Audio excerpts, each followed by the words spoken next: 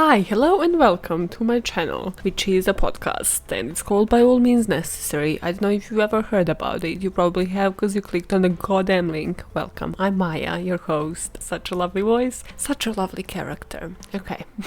We are closing off the month of heists with a quite deep one. Probably a lot more deeper rooted, I would say, than the last two. Well, anything was deeper than the last one. God, that was a debacle.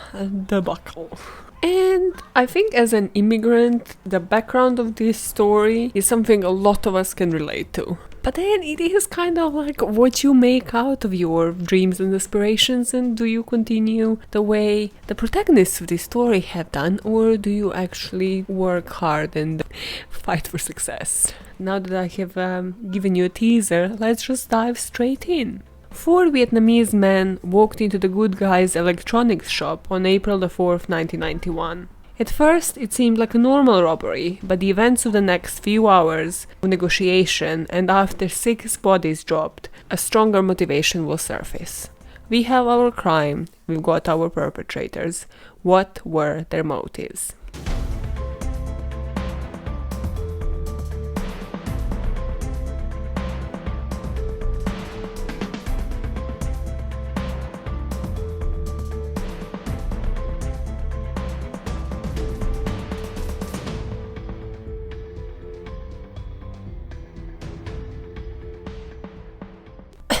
Let me first apologize because I know that I'm very much against butchering other people's names, but I will most probably butcher these perpetrators' names. Why am I apologizing again?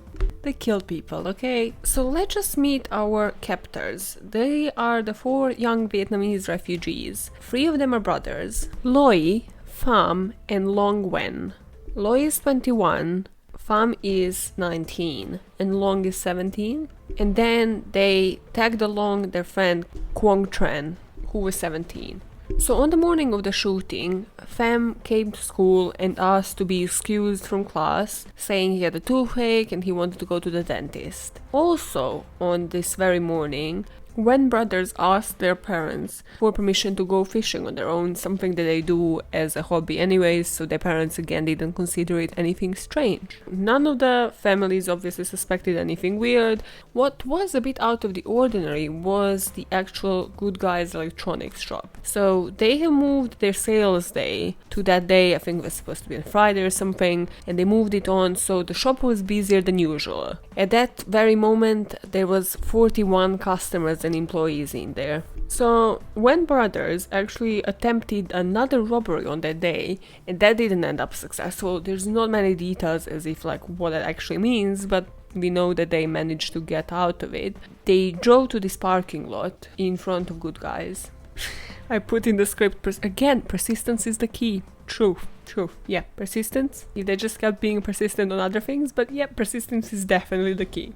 Unless you are really, really ugly. Yeah.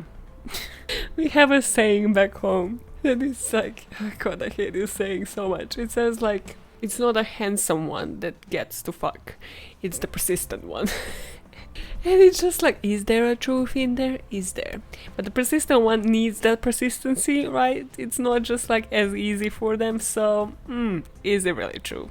Then I put, normal people recognize their bad luck day, not this lot. I don't know if you believe in this shit, but like when I have a really, really good day, for example, I know something bad is coming. I know that there's no way in my fucking life that I have this luck where like the whole 24 hours are just going to be great. Never happened. So the same, if the day starts off being like a fucking shit day, why do you have to persist and go in and rob something else? It's a clear sign. Now, one of the females that will end up being their hostage, called Henrietta, actually saw this lot like chill at the parking lot and kind of like prepare themselves, you know, have a bit of laughter, which again kind of shows you that this was premeditated, and again just shows you the attitude of these guys who were like, yep, we fucked up another robbery and now we're doing this one. This group that was also part of the Oriental Boys gang left their vehicle, entered the store armed with 3 pistols and a shotgun. I love this detail of the story so much. So like they went in, ordered everybody to come to the front, obviously for their own protection. But apparently they stopped this shoplifter as well, who attempted to leave the store and just began shooting at the ceiling again. classic signs of robbery. I just love the fact that they stopped the shoplifter while they're the ones robbing the store at its peak. Now, they call 911. The critical incidents negotiations team was immediately dispatched to the scene. So, before 911 comes to the scene, let's meet some of our hostages. So we have Lisa, who is 5 months pregnant, and her uncle and cousin. So they were just passing by the shop, headed to lunch, because again, it was a kind of like shopping complex. And the uncle kind of said like, hey, I just want to check like the sales. Like, look at this, it's a sales sign. They might have some good deals. Let's go shop here before lunch. Again, just think about yourself. It's like a completely normal day. You're walking into a shop, not thinking that this might be basically your last day or that something as stressful is going to happen to you. Yeah, just get on my paranoid level every time you walk into a fucking shop, okay? Henrietta, who spotted the captors on the parking lot laughing, ducked under the boxes to take cover from the gunfire once they started shooting. And then obviously you need to think about that we have employees there, so they are trying to obviously calm everybody down. So this guy called David Ziegler was an employee, was again trying to reassure everybody this is just a normal robbery, like they're gonna take the stuff and they're gonna leave. And there was this room that they called audio rooms, obviously with like audio equipment rather than, I don't know, TVs and shit. I don't think it's technology, okay? So they moved everybody that was there, like shopping for audio equipment, to the front to shield them from the police. Now, there was another hostage called Sean McIntyre who was comforting a mom with kids, and somebody they haven't spotted, their names were Al and John, they were hiding behind the counter, who witnessed one of the gunmen asking who the manager is, and then once somebody responded that they were, asking them to lock the door. And that is when it became apparent to everybody this wasn't just a robbery. Now, not just the police arrives, but obviously the media. You can find videos on live because a lot of it was broadcasted live, and because of how the full frontal was, so everybody had a full frontal view from the parking lot, so you could actually see people's faces as well, and yeah, how the robbers looked like. So now the negotiations start, and gunmen said they wanted to speak to President Bush, so they want a letter signed by him for a free passage out of the country.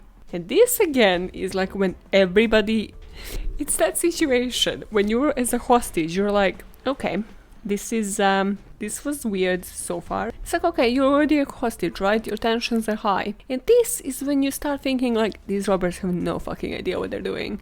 How do they think they're gonna communicate with the President of the United States? This ain't Sweden. This ain't the normal strong robbery. This is not like 1970s in freaking Sweden. But also they picked up like immediately, well, just from that one thing, but also like they would forget to like switch off safety on the gun. So like some of them looked as amateurs operating the guns that they brought into the shop as well. So now for the first 2 hours, these negotiators tried to like be peaceful, like negotiating with them. This doesn't prove to be as simple because these hostage takers keep changing their demands. They're demanding $4 million, 1,000-year-old, I'm gonna mispronounce this word, ginseng roots, basically tea, a 50-troop military helicopter as the transportation for everybody, including the hostages, to Thailand, after a refueling stop in Alaska. But now you could hear on the call, like sometimes they pick up a phone, they say like, okay, 1 million is fine. And then the other one is like, no, tell them 3 million. Or it's like, okay, no, we are sticking to 4 million. So like the police is just like, what are you doing? Why don't you have set requirements? How do we negotiate with these people? Now, obviously, while these negotiations are getting messy, the police figures out that there is like a fabric store next door and it provides them with like the back entrance into the store. So they immediately like start sending a part of the force there in order to have that back exit covered, just in a case where they actually storm in. Now they reveal a bit of themselves in these negotiations. They say that the helicopter is actually to find them to Thailand so that they can fight the Viet Cong, again, which means that they're not actually from Thailand to the police. Then their demands start heading more towards bulletproof vests. And this was the only like consistent demand. So the 4 bulletproof vests. So now the police is like, okay, cool, we are giving you one vest, you release multiple hostages out. And at this point they were kind of like really getting annoyed by the presence of the children being agitated in the shop. Again, something that as a robber you kind of might want to consider, that you might not have a perfect situation when you walk into a shop. You might have children. Do children annoy you? They will annoy you during the fucking robbery. So they want to obviously humiliate the police as much as possible. So the officer that used to drop them the vest for them to release like some hostages and some kids has to do it in underwear only. They're like, yeah, we just want to make sure that he's not armed. Bitch, please, you just want to humiliate them because the media is out there. I put this is becoming like a Brooklyn Nine-Nine of a hostage situation. It truly is, okay? That spin-off would be great to watch. By the way, yeah, inappropriate jokes, I know. So this whole time, Loy appeared to be in charge out of all the brothers, but Long, who was the 17-year-old, appeared to be the most problematic and the most just unhinged human. As these negotiations would heat up, he would just keep repeating how he wants to see blood, how he wants basically to show like who is in charge, who is the boss. Just now imagine, like, you are already shit scared. There's a lot of freaking robbers not knowing what to do and being unhinged. Like, you would want to be a hostage in a situation where robbers just know what they're doing. They just come, they get the fuck out. And you're like, okay, cool. Like, you guys appear to be pros. You know what the fuck you're doing. I don't care about you and your life after this. You know, I'm gonna give a witness statement and continue with my day. This is traumatizing. And the police kind of realizes that they don't have the upper hand in a sense of what these guys can see. Because usual robbery, like, these guys can't actually see what's happening outside on the street. This being the electronics store, they can actually, well, switch on the TV and just switch on the news and see how many police cars and how many police officers are out there. So the police outside is sort of in between negotiations, trying to keep the media controlled. So they don't show everything that's happening on the streets, so that they should kind of have the upper hand in this situation.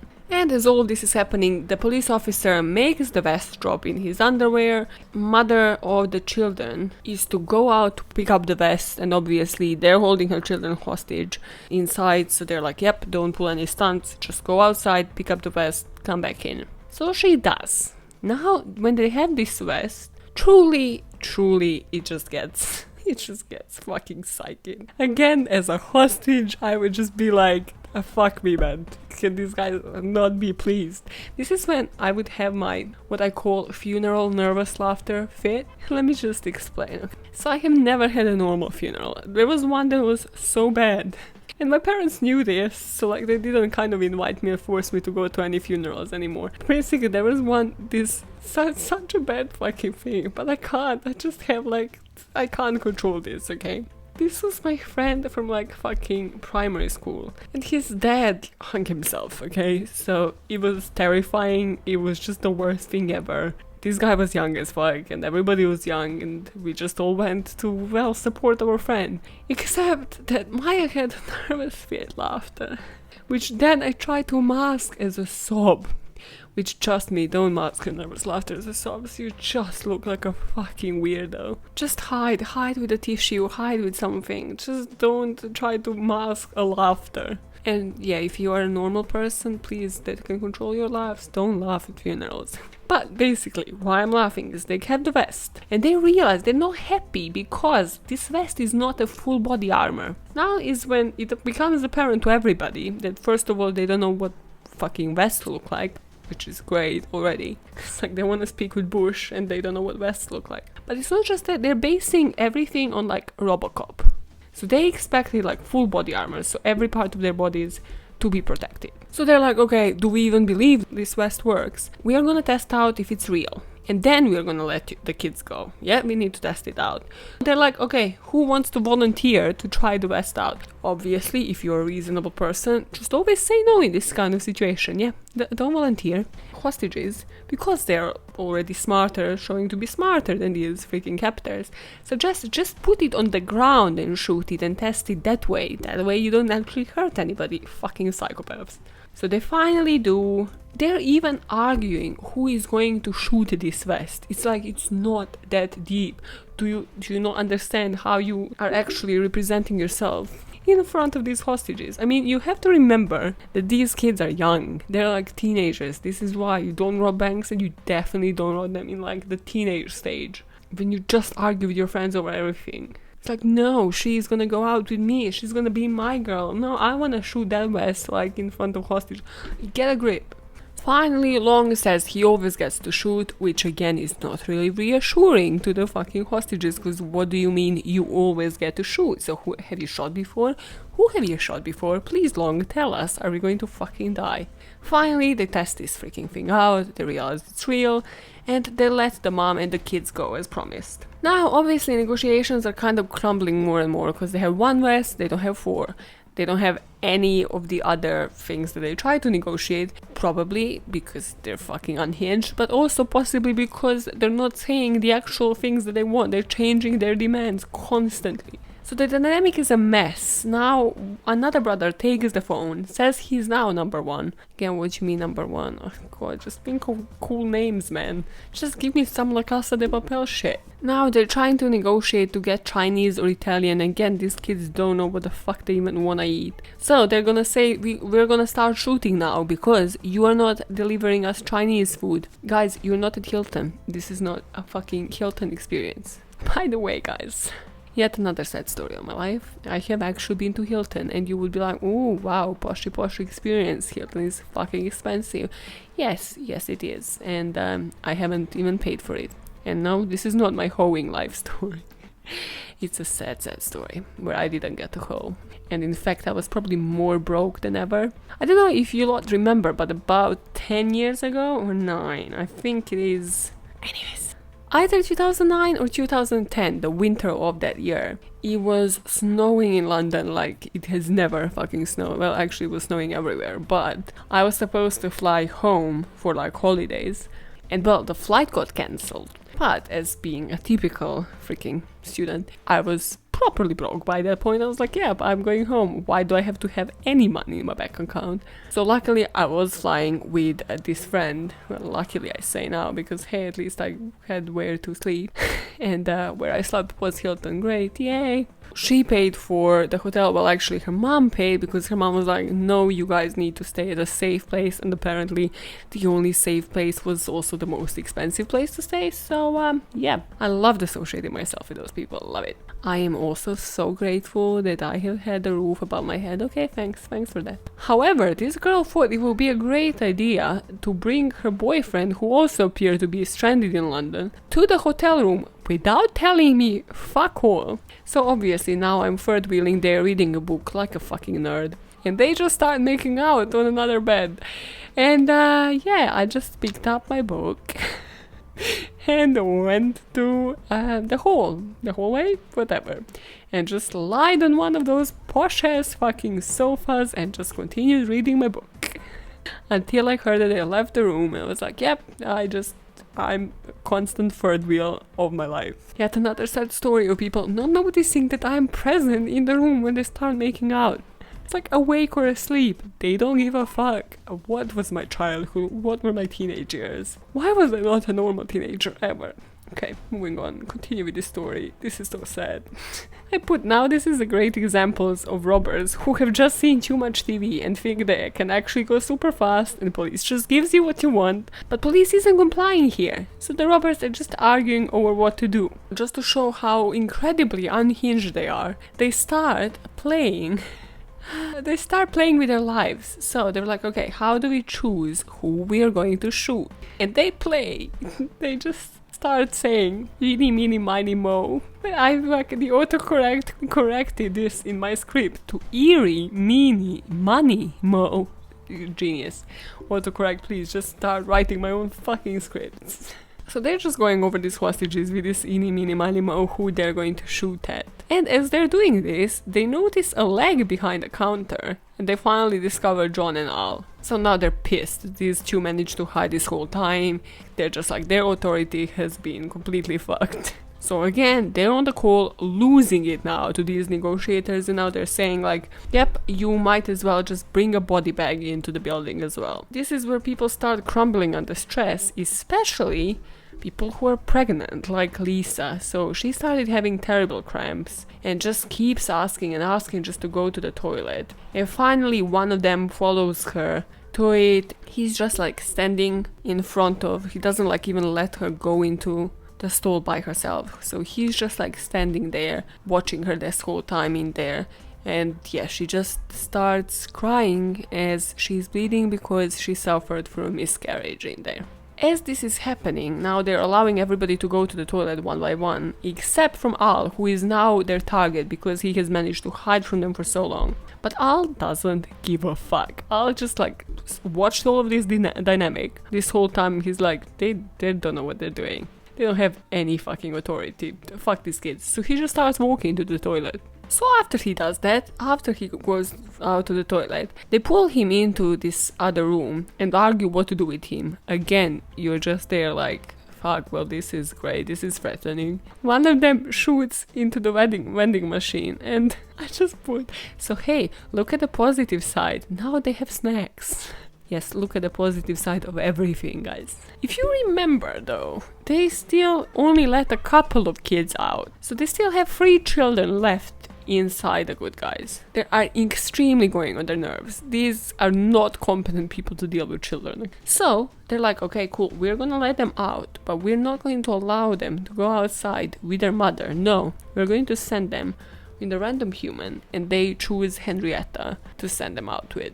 Now the youngest one long snaps. He's like, nothing is happening, this is not going anywhere. So what he does, drastic changes. He ties everybody in the groups of 4. So everybody's arm is attached to somebody else's leg. This is just to prove they're doing this like on the go. The thinking is just done on the go. Just as you do, you know, you go to a grocery shop and you're like, okay, I didn't make the list, I didn't plan this out, so let's just go from aisle to aisle and see what I need to shop from. Except you're in a fucking robbery. Nothing is pre-planned. This is also when I would probably get like shot or something, just because I would speak up and be like, what are you doing? Why am I tied in this weird way? Why has any of this happened today? Now again, as in every robbery that we have covered, something unnecessary happens. Somebody actually manages to get through this negotiations line, pretending they're the police. And they're speaking with one of the employees, and they figure it out. So long, again, the most unhinged person in there loses his shit. And now, you remember in Eeny, Miny, Moe? They're like, okay, no, we know of another game. It's heads and tails. We have learned this in school. What are we doing? You are kids. You cannot be like, what's next? Rock, paper, scissors. Are we fucking killing each other? So, he divides these hostages now in half. He's like, okay, cool, great. 20 from the right, 20 on the left side. I put the unnecessary stress. Truly unfucking necessary. So he's gonna play heads and tails. If he drops on one, like he kills left side. He drops on the other, kills right side. Now, he does the coin flip, the fucking thing lands, he's like, this doesn't count. Oh my god, what is wrong? Why is this guy so unhinged? This truly, like, I don't call loosely somebody a psycho because I'm like, okay, no, I know sort of the psychology of it, let's not call everybody psycho. This guy's a fucking psycho, okay? Who just does, like, stupid kids games, playing with people's lives? Oh, so I just remembered, I was like 14 or 15, this is like high school fucking year back home. And we had this psychology teacher who, by the way, is just a character. Anyways, you don't care about her. Well, she had this method of teaching that was literally just reading the paragraphs in her class. So you go like from one person to the next, just reading the material for that, you know, from the book for that day's class. Again, epic teaching skills. So whatever we're doing that day, it came to me to read the paragraph about retardation. I cannot, you know, like when you are kind of like checking who is reading what and you're like, no, it will not come to me to read this. Like it just can't. This cannot be happening to me. I am not a serious human being. I cannot read this in a normal voice. Guys, I don't even think you have ever heard me on this podcast. Maybe on that podcast when I spoke about Florida Man and I kind of like almost spoke. That was me while reading the paragraph about retardation. In retrospect, I'm not proud of it, but boy, that was funny. Everybody just stared at me. It was like, you can do this, Maya. Just push through this. Just do it. Just do it, girl. It's like a few more lines. It's not funny. It's just not. And I'm mentally fired forever.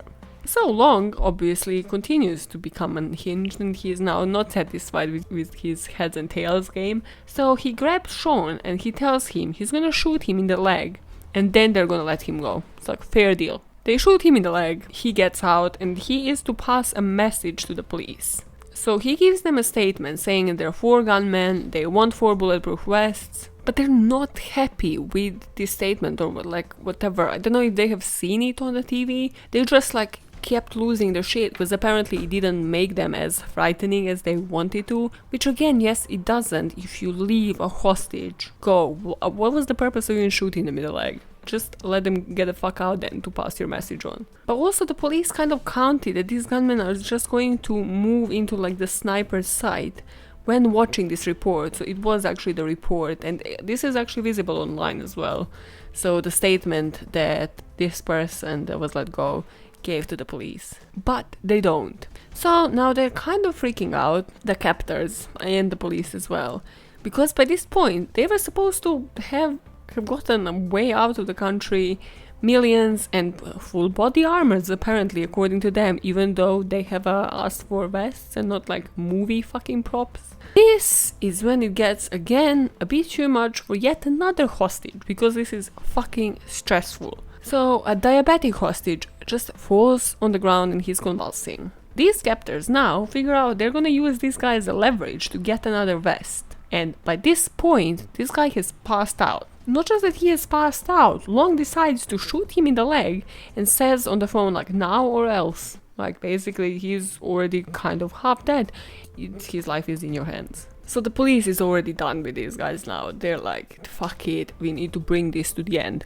So they drop the vest as a ruse. The captors are now like saying to Lisa that she is going to go to bend down, but they're basically going to tie her rope inside the shop so that like they can just pull her in if she was to like do something wrong, but also like her uncle is in there and they point a gun to his head. What happens now actually unravels pretty quickly, and you can watch footage of it online.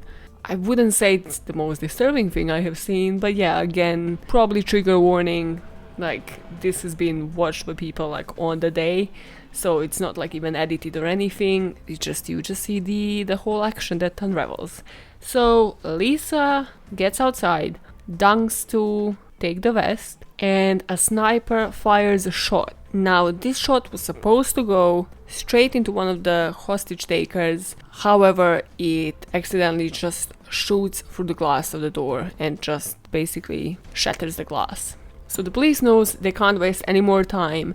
They release tear gas and they release it in the front of the store to believe that this is where they're going to enter. While this is happening, Lisa actually manages to get out, but the rope is still tightened again, like over her. So somebody's like trying to help her take this rope out of her. And while they're doing it, the police has entered from the back door. Hostage takers start shooting and the police starts shooting. And it is actually reported that one of the person's lives was saved because they tripped on the same rope when Lisa was trying to like get it off her. They actually tripped on that rope and fell on the ground, avoiding a bullet. Now, Kwong, Long, and Pham all get shot by the police after having shot 3 hostages. Loy decides, genius, to say he is a hostage. Like, bitch, maybe if you made friends with these hostages so that they're on your side. No, idiot. There's still hostages alive. They were like, no, he's not. Also, he's wearing a vest. Clearly not a smart. Slightly suspicious. Just, yeah, they're gonna buy that. Sorry. Good job. The 3 dead hostages were identified as Chris Zone and John Fritz. Both of them were the employees of the store, and Fernando Gutierrez, who was a customer and Lisa's uncle. So this ends in 3 hostages being dead, 11 of them being wounded, 3 gunmen dead, and 1 gunman wounded. Again, I put nobody wins. Like, I keep thinking of the family of these boys and family of everybody involved in there, and just like how unnecessary this whole thing was. how unplanned. It's just, if they just had a freaking plan, like, even like, don't do this shit, but like, if you do, why are you putting people through unnecessary stress? Just these hostages had to endure so much, like this miscarriage, this a diabetic person falling down. The sentence that this guy deserved, I condone it. Fuck yeah. Also, to this day, this hostage crisis remains the largest hostage rescue operation in the US history, with over 40 hostages having been held at gunpoint.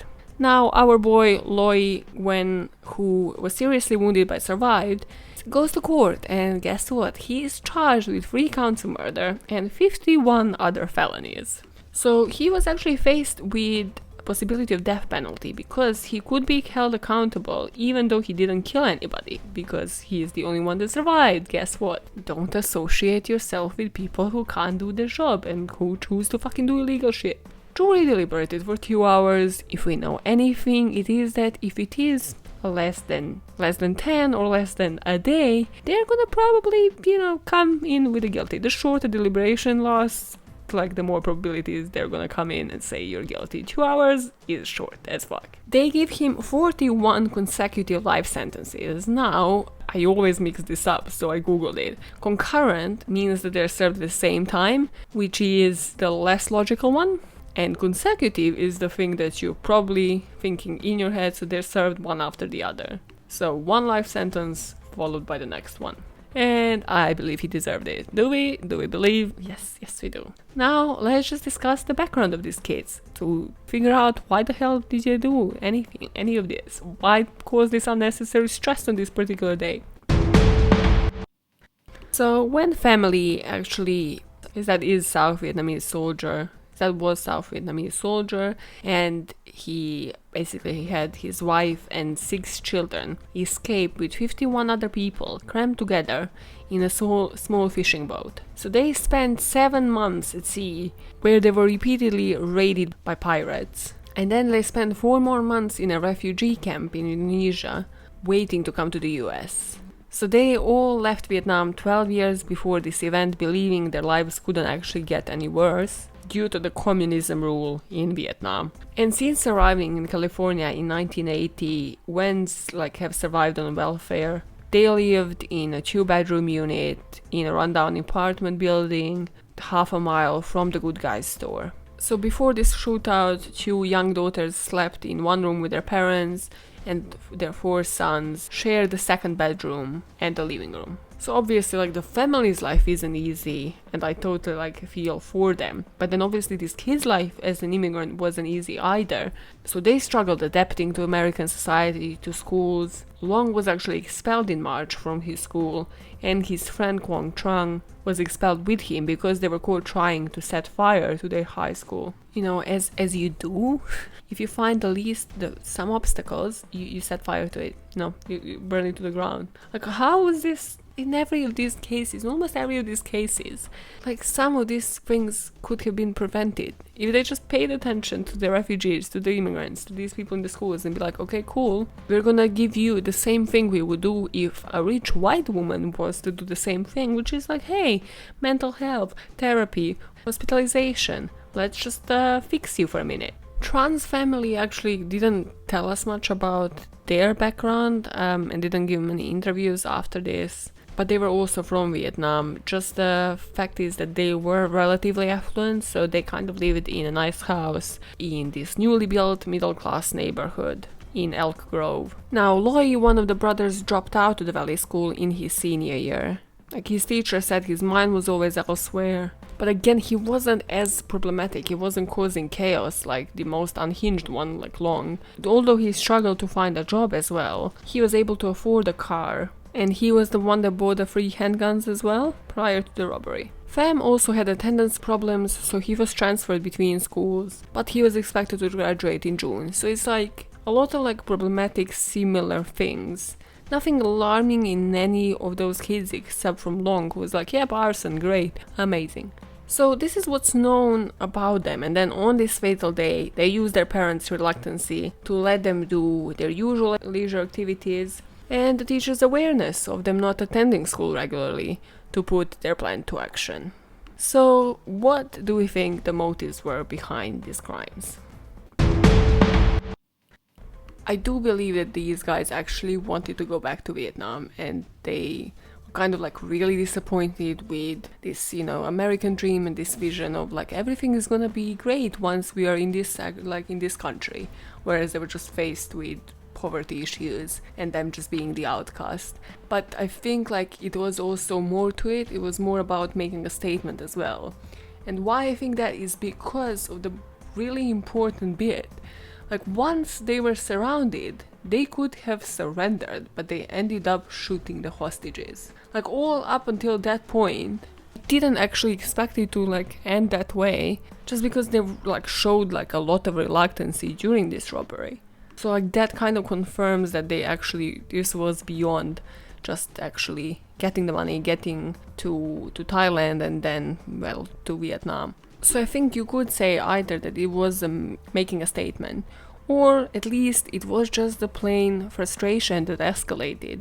Just a plain frustration about them actually not being successful, not being like how they have seen it in movies, and just life not being what it was promised to them by whoever, by their parents, by their fantasy visions, clearly. So finally they just decided to snap. So as I mentioned, I think it was a lot more premeditated. They were making the statement, and then like I got it like finally confirmed once they actually shot the hostages as their final decision, because they really didn't have to do that. In fact, like they could have stayed alive, but I think for them this was genuinely a suicide mission. Because what's worse than going back to your small apartment, living like cramped with your parents, not succeeding in school or anywhere because you are seen as nobody or seen as an immigrant? Well, it is being incarcerated in those same conditions. Let me know what you think, like where are you leaning towards? And yeah, do you agree with me that the American dream is never used in a positive context? Never. I have never heard somebody being like, yeah, the American dream, and that story like ending up positively. Never. The sources for this podcast have been Killafornia Dreaming Podcast, Wikipedia on Sacramento hostage crisis, LA Times article, and the New York Times article. And now we go to random shit from Maya's mind, the section that was awaited by millions and millions of listeners. I wish that is my American dream. Before we go to 2 mini stories that I have for you this week, this wraps up the HEISTS month. So obviously, as you know by now, the last week of the month I kind of go rogue. And next week that means I'm bringing you yet another unsolved mystery. And yet again, it's the best thing ever. And I don't know how I've never heard about it until my YouTube binge. But God, it's also the topic I feel like I'm most qualified to speak about. No spoilers though, you gotta stay with me. So to sort of like combine the patterns from the HEISTS month, well, I think this aspect of the American dream kind of applies to all of them really. Because whether motivated by money or bonding with hostages or doing something nobody has done before, so making it a challenge, every single one of these robbers thought about this as like stepping it up in their life. Doing that one thing that's gonna make them famous, it's gonna be, a great step in their criminal career, and it doesn't work that way, does it? Because nobody can plan everything, and, well, if we learned anything from all these 3 robberies, it is that most of them are really, really shitty planners that have just watched a lot of television. So, stay tuned for next week for the unsolved mystery case that I'm going to make it to rocket science case, and then June is going to be so wonderful because I'm covering scammers, fraud, scam, and trying to, pattern out the motives behind the fraudsters. And boy, I'm bringing you the 3 of the weirdest cases that I have heard of. And all 3 are female, okay? So it can technically be like female criminals / fraudsters. It's gonna be epic, guys. You have no idea what you're in for. Now, moving on to 2 mini stories. Last week, when I was researching about legends, La Llorona and La Pascualita, this creature popped up. So, of course, as you do when you're on Google, you click on it because you're like, what the fuck is this? This is the most disgusting thing I have ever seen in my fucking life. It looked like a breed, oh my days, like a crossover between a coyote and like a chihuahua. It's like a fucking wolf like forced chihuahua to have sex with him, and it's just so disgusting and so ugly. And apparently, according to some people, very real, okay? So, of course, I'm talking about Chupacabra or Chupacabras. Apparently, this composite noun, though, can be in singular. Why I'm mentioning this? Because one of my favorite composite nouns in Spanish is chupaculos, which just means like suck ass. However, what I guess none of you thought about, even if you actually speak Spanish or understand it a bit, is that in English, you either say suck ass or like butt sucker, but it's usually like in singular, you know, the ass is in singular. Whereas in Spanish, it is very much, they very much rely that a suck ass sucks multiple asses. And I just love the premise of that, because come on, nobody ever stops at just one ass. Come on, you know a suck ass out there. They never stop at just one ass. This is why I love it. Like, this is why I love Spanish language. It just makes me insanely happy. And just English is very limited, okay? Sorry, Brits, sorry. So, where was I? Suck ass, chupacabra. Okay. Again, you don't have to be multilingual to listen to this podcast, but let's just say you got the joke a lot sooner than the rest of them. Chupacabra literally means suck goat, so goat sucker. What the fuck are they all about? You gotta love when articles say sightings. So like first reported sightings were from Puerto Rico. You just know if you see a word sighting, maybe there's some delusion involved. And well, they don't technically suck a goat because that would be hard, wouldn't it? And yeah, I know that you're thinking pervy things. No, they suck the blood of livestock, including goats. So apparently people have been documenting these sightings of, you know, these creatures that nobody has seen until then, like attacking their livestock, killing them, and then sucking their blood. So, my favorite quote in this whole research is by a guy named Keel. Last name is Keel. Again, I suck at first names. Of the Southeastern Cooperative Wildlife Disease Study at the University of Georgia. Catchy as fuck. Catchy name. He said, quote, "It still looks like a coyote, just a really sorry excuse for a coyote," end quote. Sorry excuse is just one of my favorite phrases. Like, why do you say it? It's like I've never heard a down-to-earth person say sorry excuse. It's usually somebody like trying to be like all poshy being like, that's a sorry excuse for a meal. And you're like, it's just like a normal meal, bitch. Let me eat my jacket potatoes. Main point here is, according to like biologists, wildlife management officers, anybody with any sort of like degree / knowledge of how animals look like, this is an urban legend, okay? And well, according to them, all of these reported sightings / attacks on livestock, they can contribute them either to satanic cults or to like just wildlife animals like actual coyotes. Maybe they don't look in the prime time of their life. Maybe they're actually sick and this is why they're attacking your livestock. So the earliest sightings have actually been reported from 1995. An eyewitness, Madeline Tolentino, reported seeing the creature in Puerto Rican town where 150 farm animals and pets were reportedly killed. But then there's a guy who actually wrote a book, so he investigated this for 5 years. Like, what a waste of life. What is life in Puerto Rico like? So he finalized his freaking investigation in a book called Tracking the Chupacabra in 2011. And he actually studied this description, this eyewitness testimony.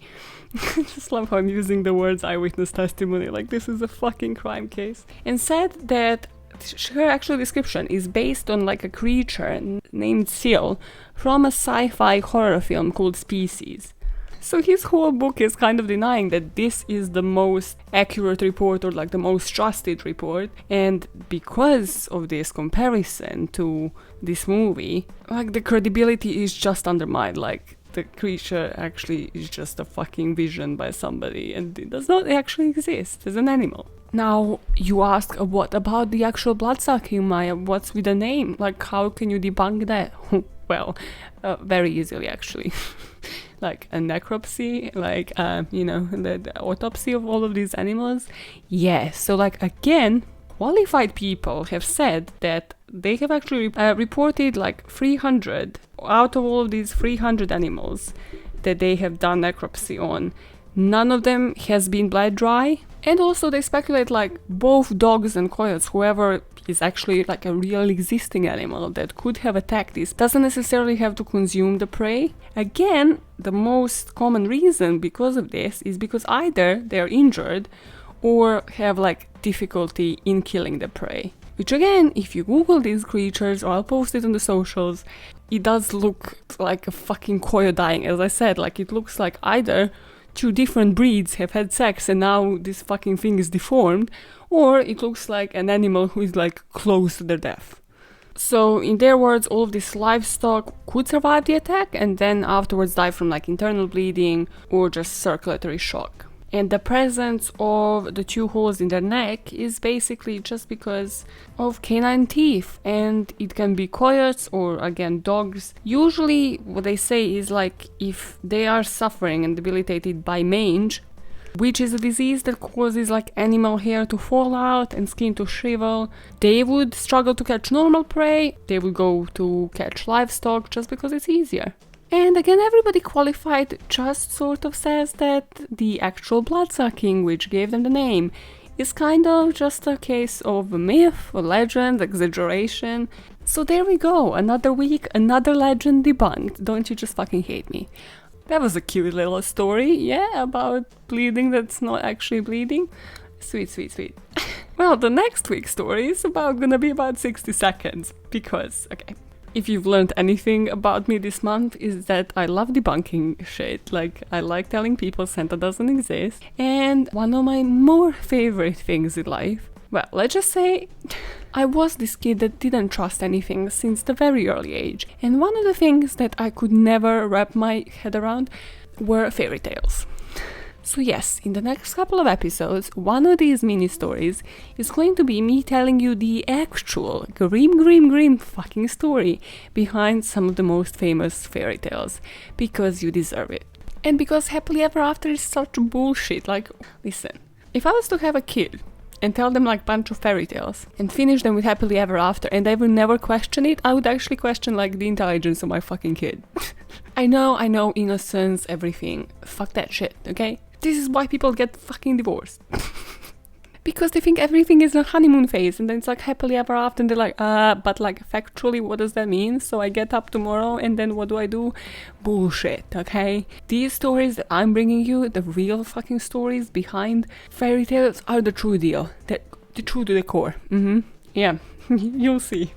So, this week I'm debunking Cinderella. Why I start off with Cinderella? Because for me personally, Cinderella was the hardest one to believe as a kid. I was like, this story makes zero sense when I first heard it. Because even as a child, I would never understand how this bitch's little foot could fit into that shoe. Why? Well, why you ask, yeah? How about? Because of this thing called shoe sizes. Does this bitch have the shoe size? Is it magic?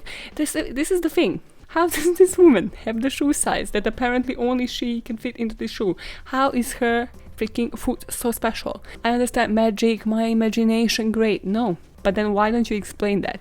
You had the whole fucking fairy tale, however long it was, to explain that. You explain little shit like, ooh, fairy appears and she goes like, turns a pumpkin into this shit.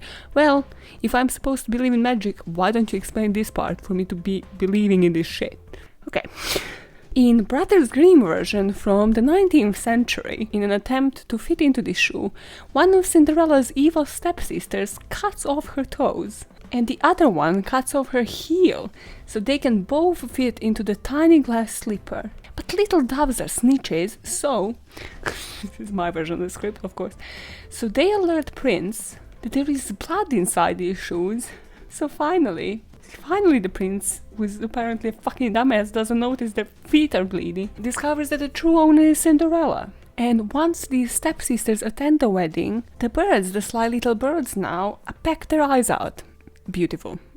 This is how I'm ending this episode, yeah? Just goodbye, bye, yeah, leaving you now.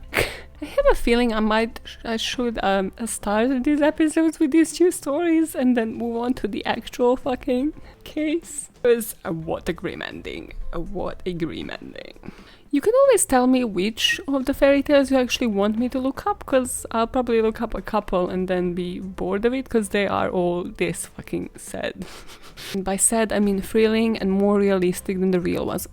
Damn right. And also, what do you want to be the second story for the next couple of weeks, apart from me destroying your childhood dreams? Yeah, you have the power to decide on that. By either emailing me, podbamn@gmail.com, Twitter, deadbandpod, Insta, deadbandpod, Patreon, deadbandpod. I'm covering the case of Jill Dando this week. Super fucking fascinating case of the BBC journalist, which also has a theory of a Serbian hitman killing her, which obviously I'm gonna develop in the most unbiased possible way. So definitely check that out. Let me educate you in these mini cases, because I want to cover what you actually, want to know. Plus also I'm gonna run out of ideas pretty quickly. Oh, look at this. Look at what's the time? It's time for your next Zoom meeting, fuckers. How pathetic. How unnecessary, like ruining your life. Well, I don't know about your part of the world, but here they're kind of speaking about lifting quarantine. And guess what? I read this week that Twitter is gonna allow their employees to actually work from home if they want. Guess what you should mention in your next Zoom meeting? That particular fact. Be like, so you see how Jack Dorsey is kind of looking like he consumes like something on the regular, but he still makes these rational decisions? Yeah, why doesn't this company do this? Because psychology, bitches. If you allow people to have the option not to return to the office, maybe they're actually gonna choose to return to it. Parenting, everything combined. Because people do shit out of spite. If you tell somebody not to eat something, what are they gonna do? Eat shit. Eat that ice cream. Like, you know how life works. And if they're not impulsive fucking person who is just motivated by spite, like most of us, well, wow. You actually have a reasonable employee that's gonna stay and work from home and live their best life. Guess what? How fucking great. What a great hire you have made. Congratulations. Round of applause. Do. Oh god. So you join that Zoom call and just straight out be like, hey, what about the option not to return to the office ever? And then watch your managers and HR sweat. Pretty sure it's not gonna work, but you might lose your job if, you say it in a very abrupt way like I'm telling you, but might be worth it, okay? Or, drop that Zoom call and apply to work at Twitter. Fuck it, one or the other. If they don't know your value, you know your value. You speak to that mirror bitch and you tell her what's up. Can you tell I watch Insecure? And once you drop that call, well, you question what was said in that meeting. Question the motives behind their fucking decisions. Why decide to allow or forbid people to go back to the office? What does that tell about them? Question every motherfucker in that meeting. And question their Zoom backgrounds. They tell you so much about a person. I cannot even. And I'm not even a psychologist, okay? Let's just throw that out there just every now and then so people don't actually think I am. And in questioning that, keep making the world a better place. One motive at a time. Bye, fuckers!